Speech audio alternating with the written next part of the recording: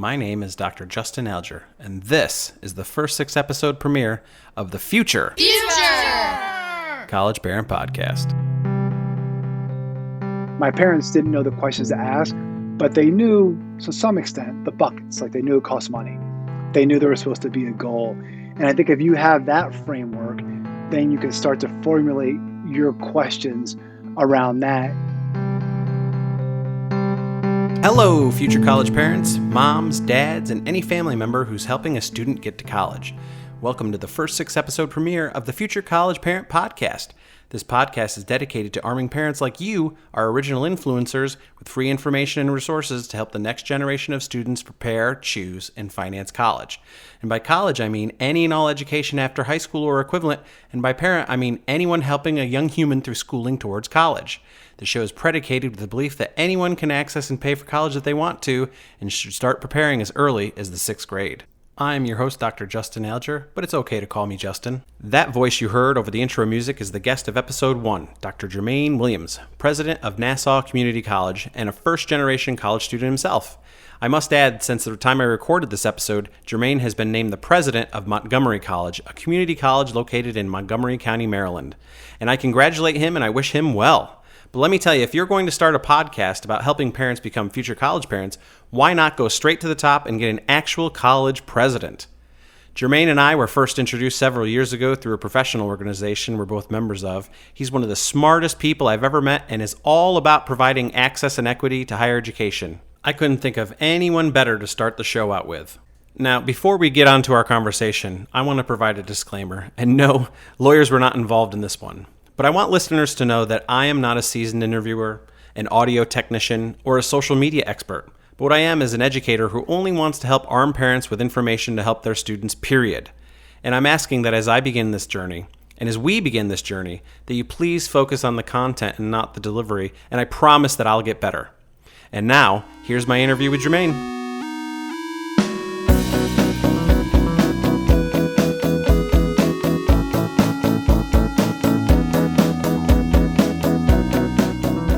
Welcome to the Future College Parent Podcast. Thank you so much for being here and helping future parents, future college parents, and thank you for being one of our first 6 guests. You are guest number 1 for our 6-episode premiere of the Future College Parent Podcast. Thanks, Jermaine. It is an absolute pleasure, Justin. Thank you for having me. I'm very excited to be with you today. Well, let's jump right into it.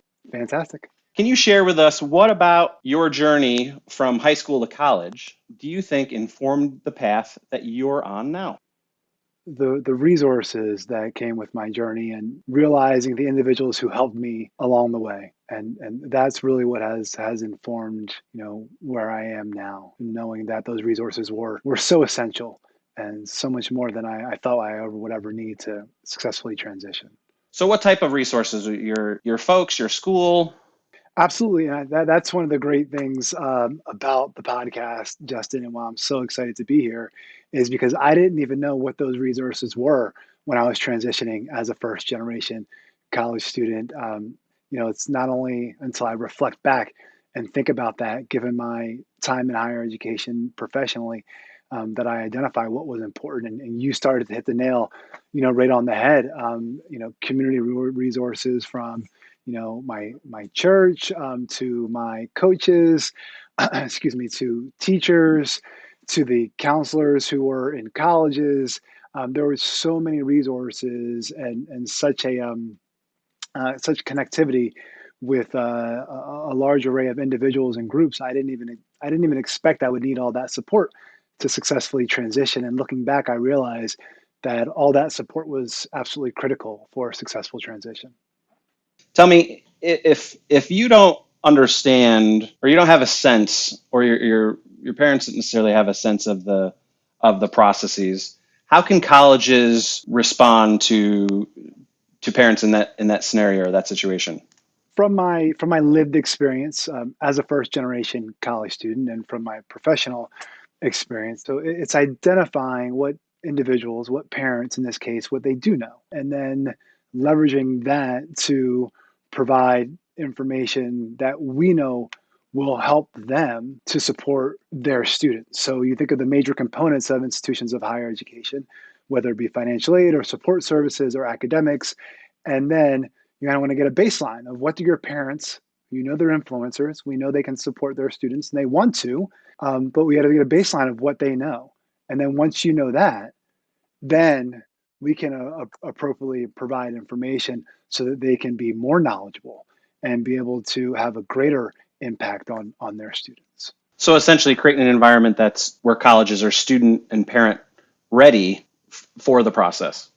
Absolutely, absolutely. As we've discussed, having this paradigm shift of being student ready, and that involves the parents, right? So we want to know what students we're embracing as far as where they are with everything from socially, academically, culturally, emotionally. But we also want to know that about their parents, right? Because we know that parents are such an integral part of our students' lives. And we know that when they, like community college, like where I work, we don't have student housing. Our students are going back and forth every day. They're going back to their family components. So we need to be able to ensure that their parents are there and are able to support them with some useful knowledge about colleges and universities that as first generation college students, first generation parents of first generation college students, we may need to be able to support them with. And so in your role, when you're getting to do the work that you really care about, the work that led you to take the job, what kind of things are you doing? Asking a lot of questions. The what can we do to enhance, right? What can we do to better support students? What can we do to meet our regional workforce demands, right? How is our demographic changing and how do we need to change, right? Why are we doing things this way and what can we do differently in order to equitably enhance student access, completion, and post-completion success in a manner that is data informed? So that's what I'm doing when I'm, really, having fun, which is all the time. It's, looking at what we're doing and how we can make systemic and systematic change together as a college and as a community in the entire ecosystem so that we can advance in an equitable and data informed manner student access, completion, and post completion success, knowing full well that we want our students to leave with a job that has a livable family wage, provides social mobility, or they transfer to an institution where ultimately that occurs. Yeah, I think a lot of times when people think of, or maybe when parents think of the president of a college, they normally see you show up at an orientation, you show up at a campus event, you're shaking hands and you're kissing babies and that type of thing. But there's really a lot more to what it is that you're doing outside of those very surface level conversations that you're having with parents and students. I would also add that those conversations are exhilarating and extremely important because I take those back and pull pieces and share with other folks. I was just talking with a parent and this was their experience, or I was talking with a student and this was their experience. I was the until COVID, I used to walk around a lot and just randomly engage students and ask how they're doing, and that was also one of the best parts of the day is when I would just leave the office, get out of meetings, and go find out from the students exactly what their experience is and how they were faring at the institution. If you have parents that have no clue what questions are to ask, or what type of questions should they be thinking of, what type of things should they want to know? It's a really interesting question given the kind of infrastructure of higher education and all the nuances and the jargon that I'm trying to stay away from during our conversation. The questions you think about as far as think about the purpose of the experience and then the questions that apply, right? So let's think about the purpose of college, right? Or the foci, right? I mean, you're thinking about the academic purpose. You're thinking about the social development, right? The cultural development. You're thinking, about the, professional development. And those are just kind of a few categories. You're obviously thinking about the financial component of college. right? So all those things, if you put them into large buckets, as a individual as a first generation college student, my parents didn't know the questions to ask, but they knew to some extent the buckets. Like they knew it cost money, they knew there was supposed to be a goal, and I think if you have that framework, then you can start to formulate your questions around that, even if they are kind of just like the so what will my student be able to do after they graduate, or academically, what will they experience? And that can kind of go deeper into other questions as the person responds to you. I wanted to shift gears and I wanted to talk about what are the types of students that are accepted into community college, sort of a broad generalization of who the community college student is. One of the beauties of community colleges is the way in which they were founded in terms of open access institutions of higher education. For the most part, community colleges, are not that old, around 50, 60 years. You will find, I mean, the first, community college out in the Midwest is, 100 years old, and you'll find some others that have been around for a while, but for the most part, 50, 60-ish years, and really founded on this idea of being open access institutions of higher education that support the community, right? In more ways than one. They support the community in the sense of they're close by, so close in proximity. You don't have to travel far within your community to receive a high quality education. They also support the community in terms of, and I've mentioned this before, workforce, right? And the economy, the economic vitality of the community. So when you think about the open access nature and you think about the other components of the historical mission of community colleges, that's really what you think about. Another kind of add-on to that is you have your comprehensive, this is a jargon word, community college, which looks at not only it looks at transfer, so students who are going to transfer after 2 years or a certain period of time, and students who will go directly into the workforce. And then you have community colleges that are solely focused on one or the either. They're solely focused on kind of the transfer component, or they're solely focused on the job, the workforce component. And I'm lucky enough to work at a comprehensive community college. So our students want to, some of them want to transfer to a 4-year institution, and some of them are really looking to come in and, get into an allied health program, occupational therapy, radiological technology, surgical technology, and they're looking to go into the workforce. So that's a little bit of a brief overview.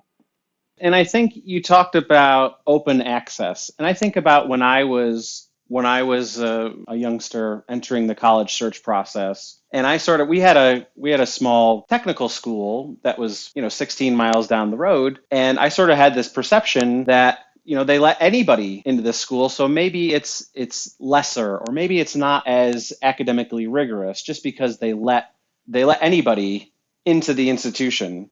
There is a high level of academic rigor. And when we think about it, and this is kind of where I thread the needle of, our conversation and too much jargon, and you think about what let's say authenticates an institution of higher education in the United States, and then kind of outside of the United States. You think about accreditation. Community colleges are accredited by the same accrediting bodies as your 4-year institutions, your small, private institutions, your large research public institutions.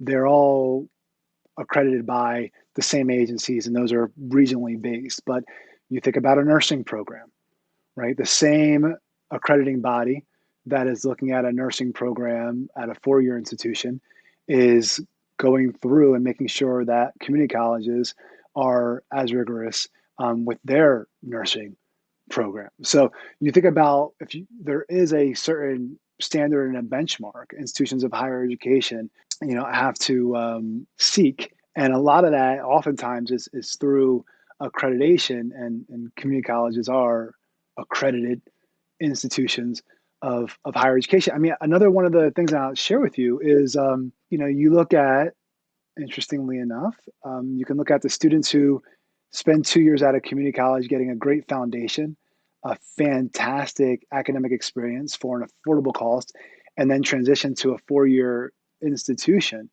And you can compare their graduation rates with students who started at the institution itself. And in my experience, and it depends, it's not across the board, but I think that would be a question you may want to ask if you're thinking about rigor, because in my experience, those have been pretty close, if not even higher for the students who start at community colleges. And again, that depends.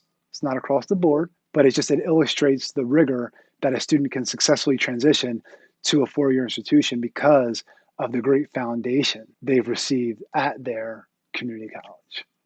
So if I'm a parent and I'm on the fence of, well, or I have this perception that in order for my student to, or if my student's going to attend college, they need to attend a 4-year institution, because those 2-year schools, who knows what's going on with those. And I think in your four pillars, address, you suggest that we must eliminate the stigma in the community that people might associate with attending community college, and I know that rigor is certainly one of those things. But taking a look at graduation rates or retention rates, once students do transfer into those 4-year schools, you're suggesting that they're either comparable or potentially better in a lot of cases, maybe not most cases. It definitely is something, in my experience, it's definitely something you would want to research individually with each institution. But having been at several institutions, in the East Coast, in the Midwest, and in New England, I can say that I've often found them to be comparable, if not, slightly better, depending on the population. Another thing I would say is, as far as the idea of a community college, and you think about, at the end of the day, when you graduate, if you choose to go to a 4-year institution and you have received your associates from a community college, at the end of the day, you also receive a credential from the 4-year institution. There's not an asterisk. There's not something that says Jermaine only attended this institution for 2 years. There's the diploma says insert your 4-year institution here. It's the same diploma that you're getting, except for the fact that as a student, you paid 2 years of community college tuition and fees, and not 4 years of a public or private tuition and fees. But you leave with the same end result. That makes sense. Regardless of where you start, where you finish, it's the same. That makes a lot of sense. So what type of skills or aptitude or knowledge base or awareness do you recommend that students develop to be successful at a community college? You know, Students bring the energy, the excitement to experience newness, the transparency to share what is occurring, and sometimes that takes courage because community colleges and higher education have different experiences. And I say that the transparency and courage because listening to students is how we make change. And I go back to being student ready. If we don't know that something is impacting a student or several students in a certain way that may be, deleterious to their trajectory, um, then we can't adjust to that. We can't make the change, right? So when I say, kind of that idea of want to be open to things that are new, but also transparent and courageous with sharing your experience, because that provides us an opportunity to learn and provides us with the, opportunity to really change and pivot so that we can best support students. So those would be some big ideas. Really, the faculty and staff at community colleges, they want to see students succeed, and I'm sure that's it's colleges and universities across. But I'm speaking specifically as a community college president. We want to see students succeed. So we want to know what we can do to help you succeed. So I think, the energy, and along with the energy is, the dreams. Take what you want to do and bring that kind of just as passionately as you can, and let's pursue it together, right? This is a place for you to start your dreams and ensure you can accomplish what you want to accomplish. So, what about from an academic preparedness standpoint? So, it's my perception, and I think there's data to support that. A lot of community college students come to the community college academically underprepared. How can we leverage if our parents know that our students aren't the most academically either gifted or academically focused, right? How do we advise our parents to encourage their students to seek out resources and help that the community colleges or that the community college provides? So I would say that's for parents, you can ask the questions in terms of how are things going specifically. And I think that's one of the things keying on, having really worked with parents a lot in the past, especially with you, Justin. It's you know, parents are so filled with pride and so much care for their students. And when you're having that college journey, that community college journey specifically, it's how do you ask that level of detail? How is your X class going? Why is it going like this? How was this exam? What are the names of your professors? How are you feeling? And then are you taking advantage of the writing center? What resources are there? Have you seen your academic advisor? What did they say? What did they say when you went to the career services center? Because you're just so you know, parents out there, you're paying for all that. All that's included. All these great support services, it's included in your tuition and fees. So that's a part of the package deal. And you really can leverage that as a holistic community college experience. So college is more than just being in the classroom, essentially, right? So you learn, you go to the classroom and you learn and you engage with the academic material, but then there are opportunities on the outside of the walls of the institution or the walls of the classroom, really, to help get a deeper understanding or to get an understanding if you didn't understand the first time. Or to become kind of a more connected to the institution, which will make you more excited about attending classes, right? Being able to see yourself at the institution, whether it's through a club or organization, or as a student athlete, or as a student worker. So that's something else for parents as far as what work opportunities are there at the community college, whether it's through work study, so financial aid, or student worker, or something completely different and just within the fabric of the institution as a sole kind of institutional employee. But when you think about that, are there other opportunities that will help your students, be able to see themselves fully at that institution? Like, oh, I see myself here. This is an educational home for me. I am excited about attending class. I'm excited about seeing my academic advisor. And you think that's realistic that students feel that way? Let me get up and go to class. Let me go see my academic advisor. Yes, I've had those relationships with as an academic advisor. Absolutely. I think if we can get students seeing themselves, and there's a lot of research about sense of belonging and the impact of sense of belonging and having, you know, being involved in an atmosphere, in this case, a community college, where one, I can see myself there. I feel as though I belong. Two, I believe that the people there genuinely want to see me succeed. And thirdly, the individuals there are willing to put forth the time and effort to help me succeed. So can I see myself there? Is this like an educational home?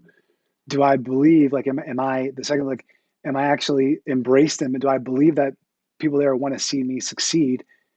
And then the next step is, do are people there actually taking action to help me succeed, right? Because you could believe it and not take action, right? You could see yourself there, but if nobody else sees you there, no one think anybody, people don't think you can succeed. So it's kind of that those three parts, and there's a lot of research on sense of belonging. I kind of distilled it to some things, but there's sense of belonging is very powerful, and having an educational home, um, you know, I mean, it's meaningful.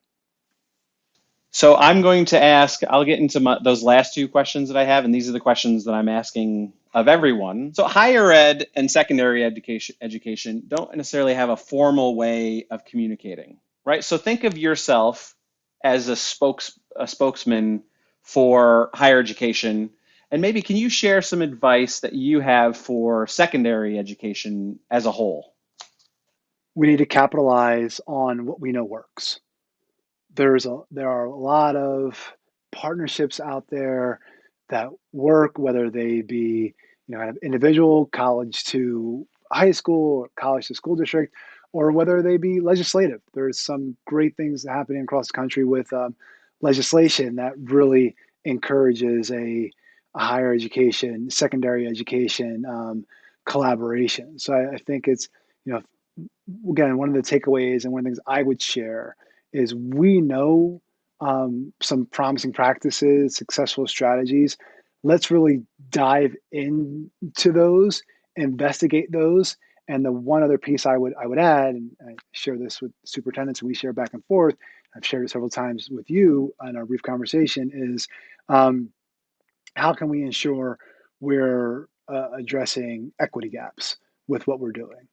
Right? How can we ensure that we're looking at what's occurring in a way that's, you know, socially just, and everyone has an equitable opportunity for access, completion, and post completion success, and we're not just continuing with the kind of the haves and the have nots, right? But this is there are some great components that are happening. There's some fantastic conversations that at Nassau Community College we've had with several superintendents, and we have a couple of programs that are uh, slotted to start in the fall, where we're going to have high school students who are at the college, pretty much taking their entire senior year of their high school at Nassau Community College. So there's great partnerships there, and I think we just have to really bolster those because there's fantastic things that we can do together. So you've created a program where seniors are going to sit in their senior engage in their senior work at the community college. Yes, through a partnership with a few school districts, we have done that, and again, I wish I could say it's new and it's innovative, and the reality is, we know that keeps students engaged. We know it works.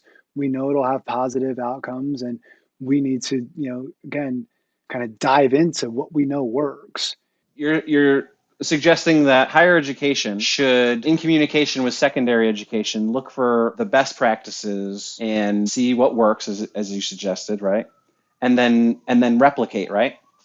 So my assumption then is that that isn't happening broadly between higher education and secondary ed. So how could parents use that information to inform how they interact with their students or the advice that they give to their students in choosing college? I appreciate that, and I think I would share kind of the adoption versus adaption, right? So let's say so replication as much as it is adapting. So we're not, it's kind of taking what works and just reproducing it, right? We're figuring out how it actually adapts to our different cultures, our communities, and then so basic frameworks and tenets, and then the idea of, I think, because it's so dispersed, both higher education and secondary education. I think that's where the opportunity comes into play because again, there are great opportunities, and it just similarly to the college or the university, in this case, community college, there could be a specific focus of the high school, right? So at some point in time, like it may make sense for a high school to have a different partnership with a different college or university, so the kind of it's interesting to look at it across the board. It really does kind of go to, you know, who you're supporting, what the goals are of each educational institution. Um, just kind of wanted to hit on that piece. And so, bonus follow up question for you, since you're at a 2-year school. There also isn't a formal way within higher education, and specifically two-year schools and four-year schools, to communicate, right? There's not always a formal way of communication between two and four-year schools. So as a spokesman for the two-year schools, what advice do you have for four-year institutions? For four year schools, I mean, I may sound like a broken record, but we know a lot in higher education. We've done uh, taken on a lot of initiatives, and even community colleges that are 50, 60 years old. So when we know something works, so what works? Having students be able to seamlessly transition from a two-year college to a four-year institution, right? Meaning all their credits go and they transfer in as junior status, right? And so they have 2 years. We know that's advantageous, right? As opposed to not all of their credits transferring. So when we continue to work, and we do this at Nassau Community College, and I know it's done nationally, but looking at our what we call articulation agreements and ensuring that students are able to transfer ideally all of the credits that they've earned at the community college, right? Because the last thing you want to do, maybe not the last thing, but you don't want to spend 2 years, 2.5 years at a community college and think, wow, I am now junior status, and go to a four-year institution to find out that you have 3 more years of higher education to receive your undergraduate degree, right? But we know, kind of to my point earlier, is kind of growing what works. We know that works. And you can see that with SUNY seamless transfer and the efforts to try and help students transfer seamlessly. We have articulation agreements at Nassau Community College with several institutions. We just enhanced our articulation agreement with Adelphi University, which is fantastic. It actually gives students the opportunity to live and experience Adelphi University firsthand while they're enrolled at Nassau Community College. It also provides that opportunity where they're working with advisors from day one, so we can do the best possible thing, put our best possible effort forward to ensure all their credits transfer to Adelphi and they transfer in as juniors. So there are, again, promising practices, successful strategies out there, and really diving into those and with an equity focus and a data-informed lens, I think is what we can do and what a lot of two-year and four-year institutions have been doing. So there's a lot of good work going on out there. And I will link because I recently read the Adelphi concurrent enrollment program, which, congratulations, is fantastic. It really speaks volumes to the work that you're doing and the direction that you're leading the institution. But I will link that to the show notes so listeners can read as well. So I think at this point, that's all the questions that I have for you. And Jermaine, I really want to thank you for coming on the Future College Parent podcast. It's been an absolute pleasure. It's always good to chat with you. Likewise, always great to chat with you. The pleasure has been all mine, Justin. Thank you for the opportunity, and thank you for providing this resource to parents.